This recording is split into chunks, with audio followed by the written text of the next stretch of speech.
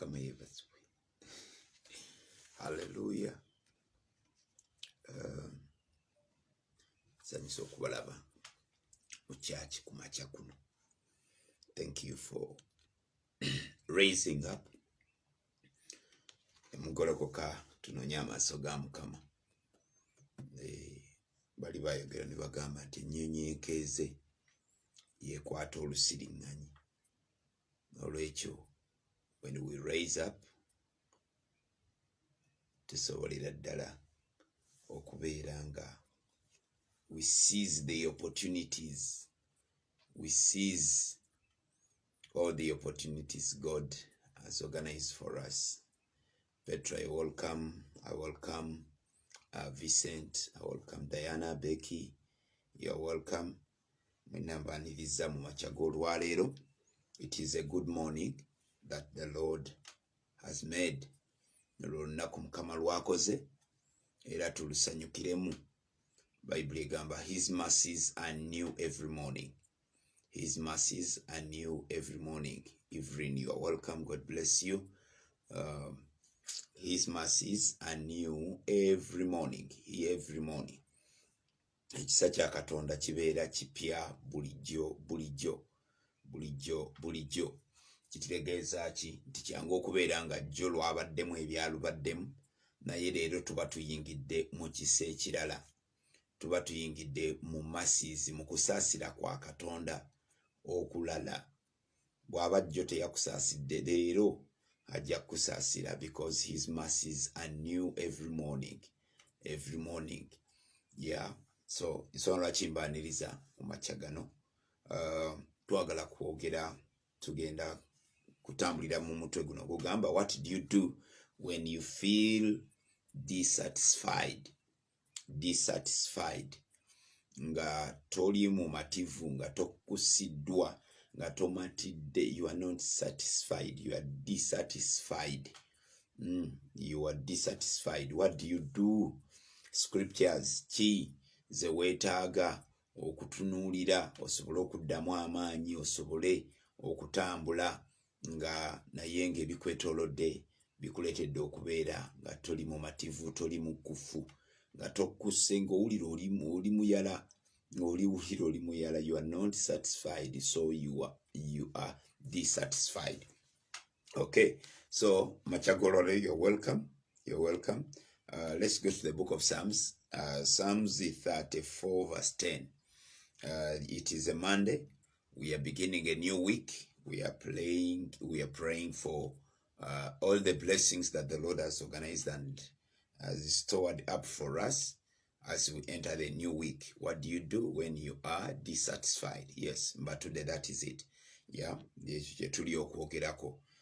what do you do when you feel dissatisfied? Most cases it is a feeling. It is a feeling and not a reality. Most cases it is a feeling and it's not the truth. Sige mazima.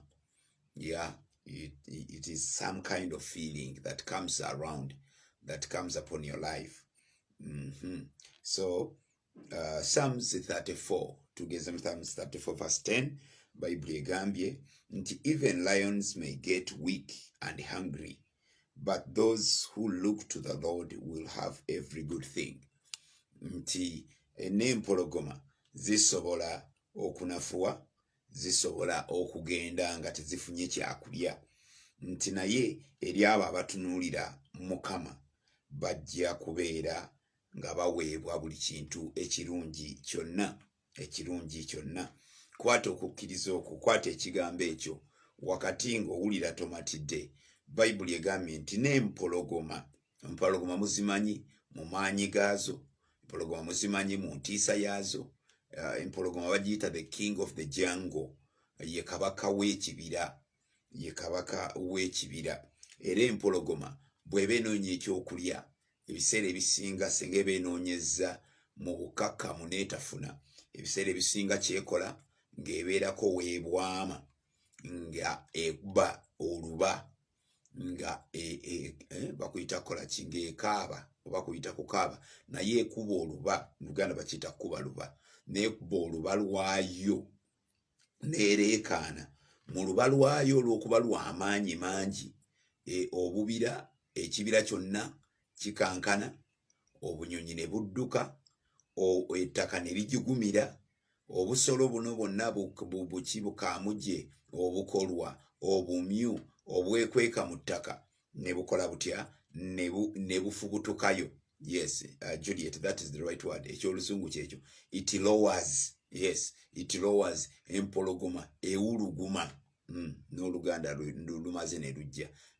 Yes, empologoma bwewuluguma mu kunoonya ekyokulya. Wakati mu kuwuluguma esobola okuwuluguma, ettaka ne lijugumira, bwonna obusolo gye badde bwekwese ne bufubutukawo olw'omusinde ogw'okuwuluguma neefuna ekyokulya. Naye Bayibuli egamba nti nayo mu maanyi gaayo, mu musinde gw'eddoboozi lyayo, era esobola okuvaawo nga tefunye kyakulya. Naye ate abo abatunuulira Mukama, n'abo abatunuulira Mukama bajja kuweebwa buli kintu ekirungi. Therefore, sigala ng'otunuulidde Mukama, sigala nga weesize Mukama, sigala nga weekutte ku Mukama.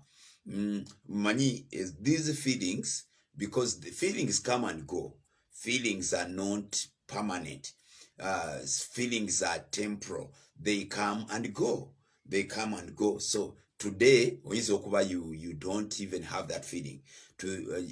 Ekyewunyisa by the way nti oyinza n'okuba tokyajjukira nti wali obaddeko ne mu mbeera bw'etyo, wali ofunyeko ku feeling eyo y'okuwulira nga tomatidde, nga toli mu mativu, nga toli mu kufu, ng'oli muyala. Wali obaddeko mu mbeera nga weegomba ne weegomba amawolu ge baasudde kasasiro.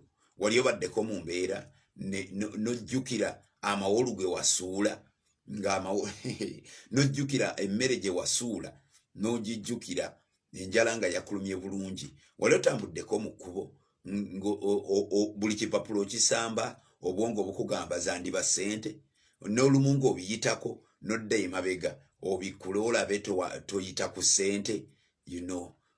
Ebintu bwe bityo, ng'embeera ya kubeera nga toli satisfied, embeera ya buyala, nga enjala owulira buli kimu tekikumatizza, ng'oli muyala, ng'oli mu bwetaavu, otambula osamba ebipapula, njala ekuluma n'otuuka we balidde ebikuta by'ebikajjo n'onoonya obukongolijjo. Babuyita bukongolijjo, n'onoonya obukongolijjo bw'ebikajjo. Omanyi, olumu tugenda ne tubabuulira ebintu bye tuyise mu Luganda, naye banne nammwe mwabonaabona nnyo ekisusse. Si kubonaabona kisusse, naye ebyo Katonda yabituyisaamu, yatuganya tubiyitemu.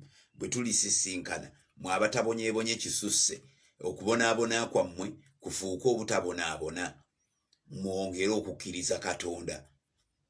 Ebyaffe byali wansi, mmwe musobole okufuna amaanyi agagamba nti sijja kugwamu mbavu, kanneeyongereyo.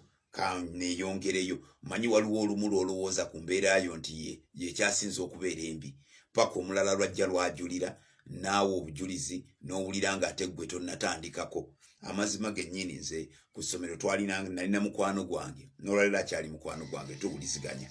Naye mu mukwano gwange oyo nga tuli ku ssomero ng'awa obujulizi, bw'awa obujulizi, yannemesa okuwa obujulizi all the time I was at school. Lwaki? Nga waawa obujulizi nakonkuludinganga nti nze sibonaabonangako.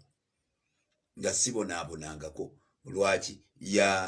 Twali ku ssomero tusoma senior 6 na senior 5 gye tugenza okusoma, naye ye agenda okujja okuyingira mu senior 5 nga yakatuula emyaka 15 nga tali ku ssomero.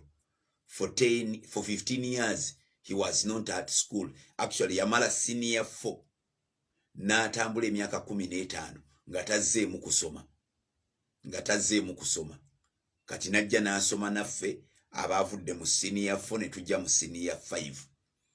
Nga emyaka egyo 15 n'agimala ng'akola ki? N'agamba yasomesaako, gye yasomesa tebaamusasula okumala emyaka 3, n'abivaamu, n'agenda n'asima omusenyu. Bwe yasima omusenyu, ebirombe bye yasima nabo ne batunda omusenyu gwe, sente ne bazirya, n'avaayo n'agenda atandika bizinesi. Bannaye oli omwana mulenzi nga yakola ebintu, naye Katonda yeewuunyisa nze baneze nina n'ebintu ebinzizaamu amaanyi amazima gennyini n'ebintu ebinzizaamu amaanyi. Owooluganda oyo twamala naye senior 5 ne tumala senior 6 ne tugenda ku university ne tusoma emyaka gyaffe 3 ne giggwa. Emyaka 3 bwe gyaggwa, emyaka 3 nga giwedde, n'agenda na actually yasoma information and library and information science, n'asoma. Bwe yamala n'agenda n'afuna omulimu.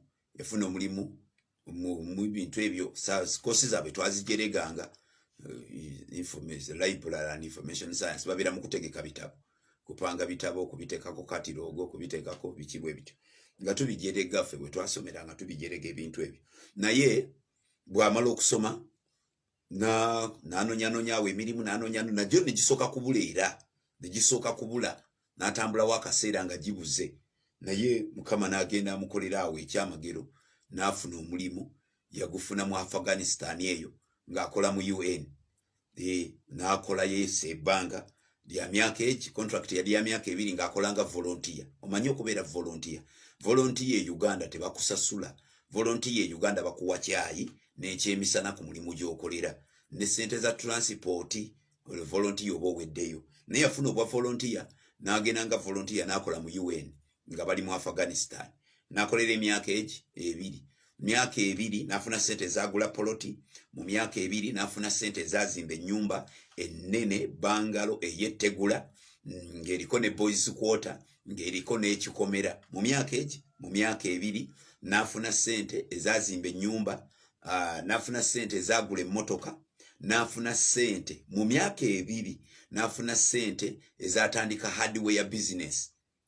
In fact yatandika hardware businesses 2 mu myaka egi 2. Kati awo Sakira nga ali luddawo. Sakira nga ali mu byakuweereza Mukama. Ali mu byakuweereza Mukama nga ninga atandika obutandise nga ninga yeewola ku kubonaabona kwe kuli kwe yabonaabona. Naye muli Mukama wa kisa. Ebyo byonna n'abikola mu myaka egi 2. Nyumba n'agizimba neggwa, n'awasa omukyala, na byonna ne bitambula ne biggwa. Olwaleero yakomawo after the 2 years, yakomawo n'anoonya omulimu. N'asooka afuna omulimu awo mu poliisi ng'era mu library and information science we. N'agenda kutegeka fayiro za fayiro ya gundi, fayiro yeno, fayiro ezo ezibulira ku poliisi biki. N'agenda ateekateeka fayiro, n'akolayo omwaka gumu. Kati olwaleero akola mu Uganda Revenue Authority. Akola mu Uganda Revenue Authority. So nze nina ebyenzizaamu amaanyi nti Katonda akola. So that's why I tell you, at times these are just feelings. You feel nga toli mu kufutomatidde, owulira nga tebimala, things are not enough, owulire bulamu bwakkekwa, bulamu bwakwetaaga. Nze I totally believe those are temporary experiences. Bintu tuyitamu biyite byakaseera. Lwakuba bw'oba obiyitamu owulira nga azirika, owulira nga gwaawo. Naye Katonda abooluganda ababuli amazima, Katonda teyeerabira bantu be. Katonda teyeerabira bantu bamulemerako, bantu banywerera mu ye. Olwaleero akola mu Uganda Revenue, afuna essente zitegeerekeka eze Uganda. Ezo ziba zitegeerekeka, eza Uganda Revenue ziba zitegeerekeka. So nze ebyo binzizaamu amaanyi nga kaneeyongera okuweereza Mukama, kaneeyongera okwenyweza ku Katonda. Miyaga kagikunte, embeera kazibeere zitya, Katonda bukya n'akwerabiza ennaku. Juzi nabadde ne mukwano gwange, twakola naye, twasabanga naye, twaweerezanga naye. Olwaleero akola mu UN. Akola mu UN, actually yali akola mu USAID, kati ali mu UN mwakola. Yabadde akola baby shower ya mukyala we. Naye ne twabadde awo nagaba naye bannaye. Ojjukira lwe twasitula emizindaalo. Lumu twagenda baatuwa invitation, baatuwa card ezitwaniriza ku mbaga y'omunene. Ne tugenda ku mbaga y'omunene naffe bambi ne tutuula nga tutudde n'abakungu ku mbaga y'omunene. Naye abooluganda ebintu byewuunyisa. Embaga ng'ewedde. Wabeerawo amadaala amazima gennyini nga ne bw'ogabuukira nga tonnagatuukamu, osigala tonnagatuukamu. Embaga bwe yaggwa abakungu ne basimbula amamotoka gaabwe ne tusigalawo technician atugamba abolugana mujje tusitule emizindaalo nga naffe twajjidde ku invitation cards naye technician nga ffe baalina ne tumaliriza omukolo gw'embaga twaguvaako nga abakungu bwe abaatulaba nga tuyingira omanyi kasolagayo kali kadi ng'oyingira mu hoteri gaffe bwe twali twayingira ffe banene naye tugenda okufuluma twafuluma nga bukadoogo obwetise emizindaalo kati jo twasinga tuganegana onjukira lwe twetika emizindaalo ku mbaga onjukira twetika emizindaalo nangamba simbula tuve wano ne tusimbula emmotoka zaffe ne tukola tutya ne tuddeeka naye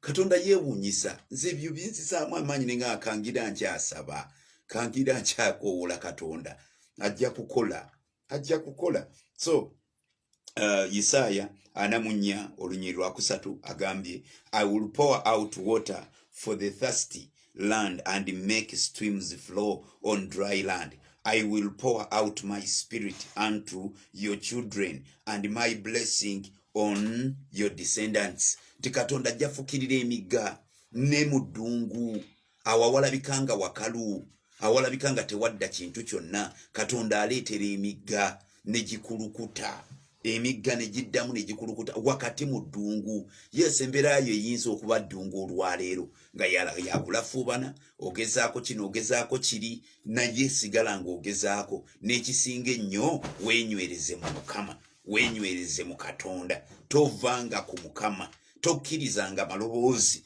gakusiguukulula gakujja ku Katonda. Sigala ng'onywedde mu Katonda sigala ng'oli munywevu. Katonda mwesigwa Katonda ayamba Katonda awulira abamukowoola. Olunyi Zabbuli 37:3 Bible egamba trust the Lord and do good. Trust in the Lord and do good. Live in the land and feed on truth.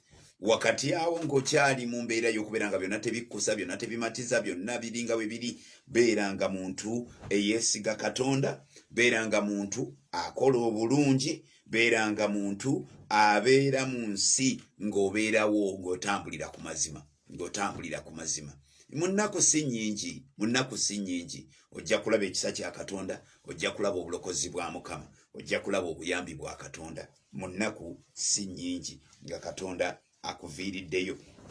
Mu Bafiripi 4:12-13 ndowooza tujja kukoma ku ezo tutere tusabe kubanga n'obudde buubuno nabwo budduse. Bafiripi 4:12-13 Philippians chapter 4 verses 12 and 14. Okay. Oprah abuuza what is the theme? The theme ey'olwaleero twagambye theme yaffe egamba what do you do when you feel dissatisfied? What do you do when you feel dissatisfied? Oprah, that is the theme for today. What do you do when you feel dissatisfied? Okay, so mu Bafiripi 4:12-13 Apostle Paul atugamba nti I know how to live when I am poor. I know how to live when I am poor. I know how to live when I am poor. And I know how to live when I have plenty. I know how to live when I have plenty. Okay? The other one, version ya Mugagge gambye, I know what it is to be in need. Manyi kitegeeza okubeera mu bwetaavu. Okubeera mu bwetaavu. Mmwe kambabuulire temwabeerako mu kyalo. Naye mu kyalo ng'enjala esobola okuluma n'ogenda mu bikuta by'ebikajjo n'obiddamu. Mbabuulira mazima. Mwe mulowooza bwe tusoma ebyawandiikibwa ebigamba mbu omwana n'agenda yazaawa munaalya mu bikuta by'embizzi. Mwe mulowooza ago gaba mawulire. Naye ebyo ebintu bya ddala. Ebyo ebintu bya ddala gyebiri. Nodda mu bikuta by'ebikajjo. Mwe temubeerangako wa mu mbeera mbi kambaleke. Mwazaalibwa eyo mu mayumba mubeera mu SC omusana temuguwulira. Naye Apostle Paul atugamba I know to live when I am in need, when I'm in poverty. I know what it is to have plenty. Manyi kitegeeza okubeera n'ebyomuyiika, nga byonna bwe biri. I have learned the secret of being happy at any time in everything that happens. Nti njize ekyama ekyokubeeranga omusanyufu mu kiseera kyonna, mu buli kyonna ekiba kibaddewo. Yiga okusanyuka. Gwakyali mu mbeera eya zigizigi nga bibi nnyo bizibu nnyo, yiga okusanyuka mu mbeera yonna. Apostle Paul agamba byonna mbiyiseemu, ndabye ebyomuyiika, ndabye ebitali mu bwetaavu bwe bibeera, byonna mbimanyi, naye kino kyokka kye njagadde nti njize nayiga. Therefore tweyigirize okusanyukanga mu buli mbeera yonna. Tweyigirize okusanyukanga mu buli mbeera yonna, mu buli kyonna ekiba kibaddewo, mu buli kyonna ekiba kitubaddeko. Okay, he says the time in everything that it happens, when I have enough to eat and when I go hungry. Nti manyi bwe kifaanana okubeera nga nnina ebimala ebyokulya, kyokka ate era manyi bwe kifaanana okubeera nga wasuze enjala. Mwe mbabuulira enjala tesulika. Wabayo ebintu ebizibu wansi w'enjuba kwe kusula enjala. Ffe twabeera ye banne, lwaki mpitiriza obujulizi kambalekerawo bulala n'abo bawenja. Ffe bagoyako akawunga nga tekamala.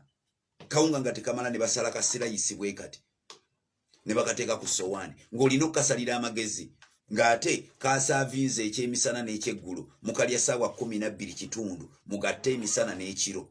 Kati wakati awe mulina okuliira. Ne bakasala akawayi ne bakateeka ku sowaani. Bwe bakateeka ku sowaani ng'olina okutetenkanya. N'obuuza musumba watetenkanyanga otya? Natetenkanyanga nga nsooka n'empaakinga ebitampeko by'amazzi 2, n'osooka oyiwayo amazzi n'olyoka osuulayo kasirayisi kakawunga. Bw'okasuulayo n'ogeteekako ekitampeko ekirala. Olubuto n'onyeenya mbooti nga lwesuukunda, amazzi ngagira nga n'akawunga kazannyira muli. Musaaga n'okusaaga ne baterekera muzeeyi, bamuterekeranga kasirayisi, taata ne bamuterekera akapiisi nga kafisseewo ako ka taata. Taata bwe yajjanga n'atunulira akake, ffenna ne tuzuukuka, abaana bonna ne bazuukuka, ne bajja batuula awo. Tewali yakkuse nga tewali yakkuse, kyokka mmwe musaaga n'obulamu. Okay, agambye when I have enough to eat and when I go hungry, when I have more than I need and when I do not have enough. Manyi n'okubeera bwe kibeera ng'olina byonna, ng'olina more than enough. Mukama yeebazibwe. Okay, I know, agambye I can do all things through Christ because he gives me strength. Nagamba naye kati we bituuse nyinziza okukola byonna okuyita mu Kristo Yesu ampa amaanyi. Nyinziza okukola byonna mu Yesu akola atya? Ampa amaanyi. Yesu yagaba amaanyi. Wama mugagga ojja kunsalira message eyo ogimpe ng'eri mu MP3, ng'eri mu MP3.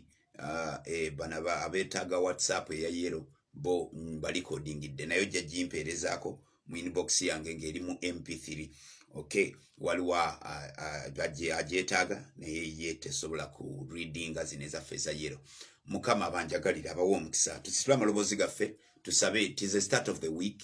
Tuwonge weekend mu maaso ga Mukama, tugiwonge emikono gya Katonda, tukkirize Katonda okulaba obulungi bwe, tukkirize Katonda akyusa embeera, tukkirize Katonda akyusa obulamu, tukkirize Katonda akyusa amagenda, abeere obwesige baffe. Trust in the Lord.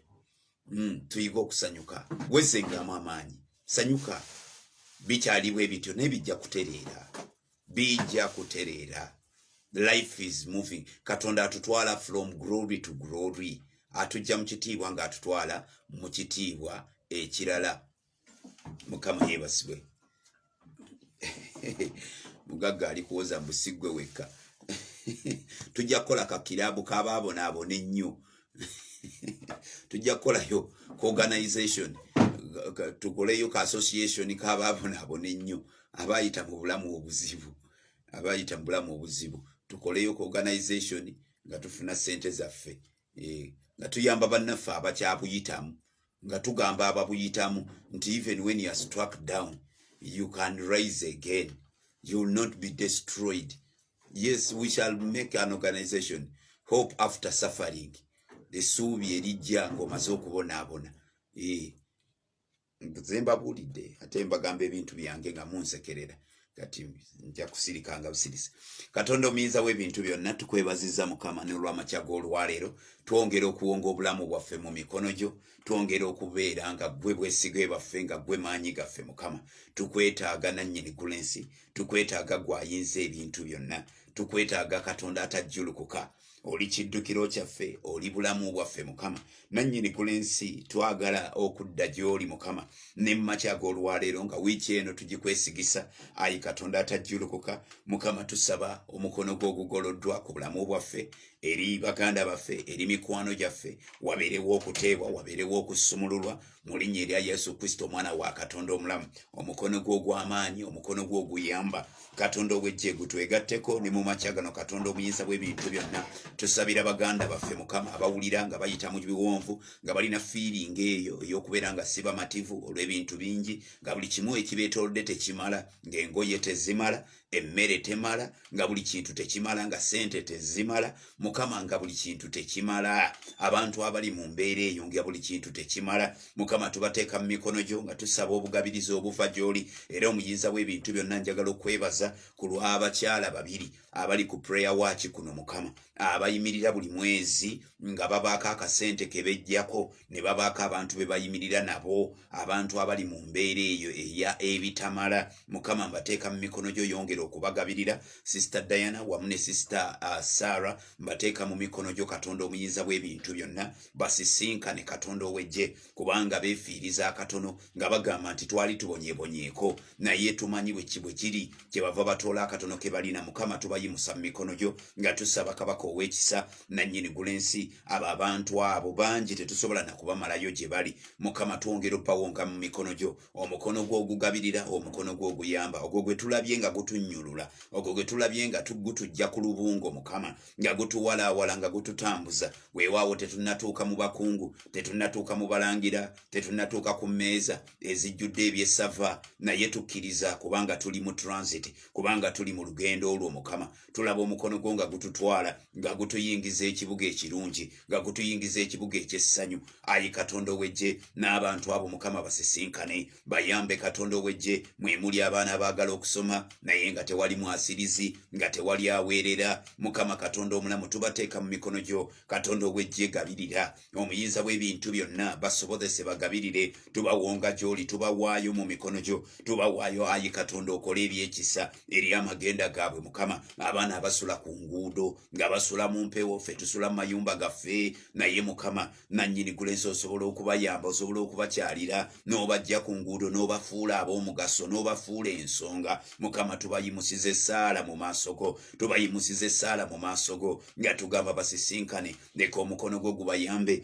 Baako abasajja b'oyimusa, baako abakazi b'oyimusa, abalina emigugu, abalina obulumi, ku lw'abantu abo Mukama, ku lw'abantu abaayi Katonda, aba babeerenga babasabiranga, ate abalala bagolokokenga olw'okukwata ku ebyo by'obawadde, okwata omukisa gw'obugagga gw'obawadde Mukama, okubeerako gwe bayamba, okubeerako be bafuukira omukisa Mukama. Tubawonga mu mikono gyo, tubawaayo gy'oli. Abaana abatasoma nga school fees zaabula, nga kituufu abazadde tebaganye buganyi, naye nga sente ziganye, nga sente zibuze Mukama, tubateeta mu mikono gyo nga tusaba ogabirire, tusaba obagabirire mu ngeri ey'enjawulo. Bagabirire ayi Katonda ow'eggye, bagabirire ayi Omwoyo Omutukuvu. Tusabye obugabirizi obuva gy'oli Mukama. Tusabira abantu abali mu mbeera ey'ebintu ebitamala, abali mu mbeera ey'ebintu ebitamala. Tuyimusa families Mukama, tuyimusa bayimusa amaka ag'enjawulo, ng'omusajja nga talina omukyala naye nga talina, ng'omukyala yakola gwakwemulugunya, lwaki tokola, kati tunabeera bwe tuti paka ddi, gy'oli ye talina mikono, naye Mukama tubayimusa mu mikono gyo, bayambe Katonda ow'eggye, obaggulirewo oluggi, obawe ekisaayi Katonda omulamu,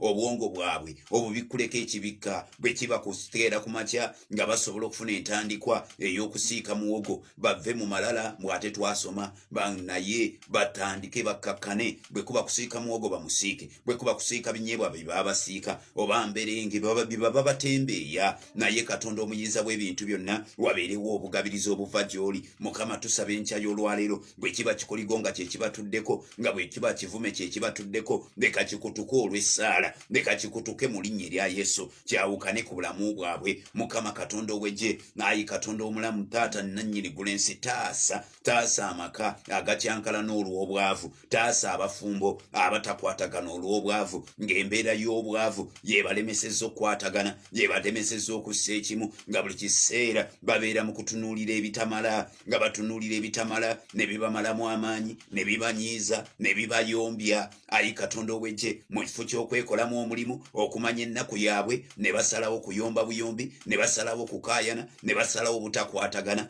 Ayi Katonda omulamu, kyetuvudde tukwegayirira, kola ebyekisa Mukama, kola ebyekisa eri amaka, kola ebyekisa eri abafumbo, kola ebyekisa ayi Katonda ow'eggye, obwongo bwabwe Mukama buve mu ntalo, buve mu nnyombo, bave mu buzito obw'embeera bwe batuusizzaamu, naye bagolokoke bakwesige Mukama. Bayibuli egambye nti tukwesige, tuteeke obwesige bwaffe gy'oli, tuteeke obwesige bwaffe mu ggwe, onootuyamba Mukama, onootuyimusa, onootubeera naffe. Tusazeewo Katonda ow'eggye okwewonga mu mikono gyo ne amakya g'olwaleero n'okuyita mu wiiki eno Mukama. Taata tusabira abalwadde abanyigirizibwa, Sister Teopista yabadde alina obulumi, omugongo nga guluma, Sister Teopista ng'omugongo gumuluma, ng'amagulu gamuluma. Ayi Katonda ow'eggye, olumu biva mu kukola nnyo, olumu biva mu mirimu emingi. Ayi Kabaka w'abakabaka, naye tusabye Mukama olifreshi ng'omubiri gwe, owunye, osumulule, ozze bujja Mukama, obusimu bw'omubiri, obutafaali bw'omubiri, ogaba amaanyi Katonda ow'eggye, muwe ekisa ekyeyongerayongera, ekiwangula obulumi bwonna buveewo mu linnya erya Yesu, obukosefu bwonna buveewo mu linnya erya Yesu. Zabujja omubiri gwe Mukama, zabujja ayi Katonda ow'eggye. Mukama tetwerabidde Sister Doreen Nampijja, ayi Kabaka w'abakabaka, nga bamutesitinga ng'ali corona positive, naye ffe tukkiriza Katonda awonya buli ndwadde eri wansi w'enjuba. Tukkiriza Katonda oyo agamba nti talituleetako na birwadde by'e Misiri, omuyinza bw'ebintu byonna. Bino ebirwadde byakolebwa Bamisiri, abantu abatamanyi Katonda bakeera ku makya ne babigunja ne babiteekawo, bamala ne babitambuza nga babitembeeya butembeeya, naye ffe obwesige bwaffe buli mu ggwe. Katonda atuwonya, Katonda atusumulula. Mukama tusabira Sister Doreen wamu n'abantu baakola nabo mu nnyumba gy'akoleramu. Ayi Katonda ow'eggye, bonna basumululire ddala, bonna bawonye ekirwadde ekyo, bawonye ekisenyiga ekyo ekizibu, bawonye ayi Katonda omulamu, omuyinza w'ebintu byonna. Kabaka w'abakabaka yongera okubakomako, kubanga abo abantu n'olumu nabo bazibuwala, ng'omwana mulwadde naye ate nga bakanda mutuma mirimu. Nkwegayiridde Omwoyo Omutukuvu, koma ku mitima gyabwe, bawe okutegeera nabo nga bo bukasita nabo balwadde, muyinza w'ebintu byonna, nga bwe bibaluma nabo bafune konsani nti nga bwe tulumizibwa naye aba alumwa. Kyevudde nkwegayira Katonda omulamu, olwo nno olyoke obasumulule, obawonye Katonda ow'eggye, obulamu bwabwe, ennyumba yaabwe esumululwe okuva mu kirwadde ekyo, okuva mu musenyiga oyo omuzibu. Nkwegayiridde Omwoyo Omutukuvu, obulamu bwa Doreen tubusabidde Mukama,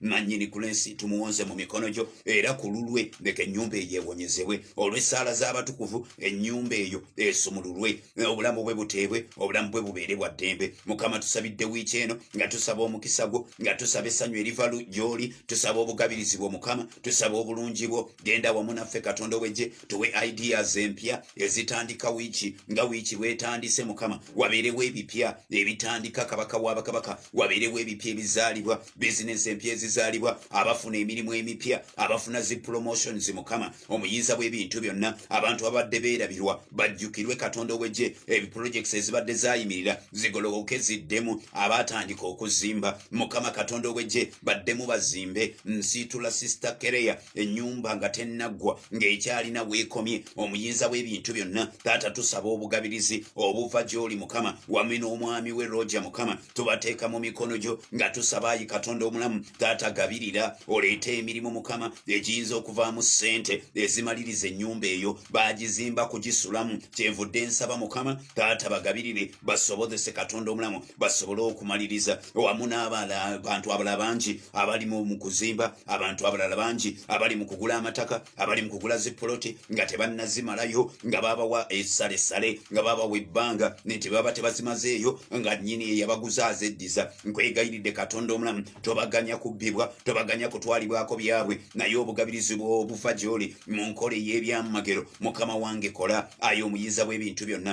tusabye wiiki ey'obuwanguzi tusaba wiiki ey'ekitiibwa kyo mukama otuluŋŋamye tusaba ekigambo ekya buli lunaku ekinaatuzimbanga ekinaatuzzaamu amaanyi ekinaatutambuza ayi katonda omulamu ayi kabaka w'abakabaka ng'aba prayer watchers tusaba obugabirizi mukama twetaaga ekituuti naye tukkiriza nti osobola otugabirira ne tusobola okukifuna omuyinza bw'ebintu byonna obwesige bwaffe tubutadde gy'oli tusabira famirizi zaffe abaana baffe tubawonga mu mikono gyo babeere balamu katonda ow'eggye babeereko obukuumi omuyinza bw'ebintu byonna famirizi zaffe gye batambulira tusabye obukuumi gyenemasizi katonda ow'eggye abasimbulanga buli ku makya nga bava awaka obukuumi obugende wamu nabo mu linnya erya yesu obakuume wakati mu mmotoka wakati mu zibodaboda wakati mu bidduka ayi katonda ow'eggye abatambulira ku madaala mukama obakuuma obutaseerera ku madaala ago mu linnya erya yesu omwana wa katonda omulamu ayi katonda ow'eggye ekitiibwa kyo kirabisibwe okuyita mu wiiki eno tulabe obulungi bwo oyogere n'emitima gyaffe oyongere okutuliisa oyongere okutuzimba tukwebaziza mukama kubanga ggwe mwagalwa waffe kubanga ggwe mukwano gwaffe kubanga ggwe atwagadde obwagazi omuyinza bw'ebintu byonna abayala obakkuse mukama abayonta obakkuse katonda ow'eggye ogambye empologoma eribulwa naye abatukuvu tebagenda kubulwa kintu kirungi kyonna olwo lwe lunyiriri tugenda nalwo mukama eyo vaasi tugitwala nga memory vaasi tunagifumiitirizaako nti ensolo zibulwe naye abatukuvu bo baleme kubulwa mukama obugabirizi bwo bweyongere ekitiibwa kyo kyeyongere onootubeera onootuyamba onootusobozesa mu linnya erya mukama waffe yesu mwe tusabidde n'okwebaza amiina era amiina mukama abanjagalire abawe ennyonnyini ddala omukisa ate tusinkane olunaku olw'enkya obudde bwe bumu mu linnya erya mukama waffe yesu mwe tusabidde n'okwebaza amiina. May God bless you so much.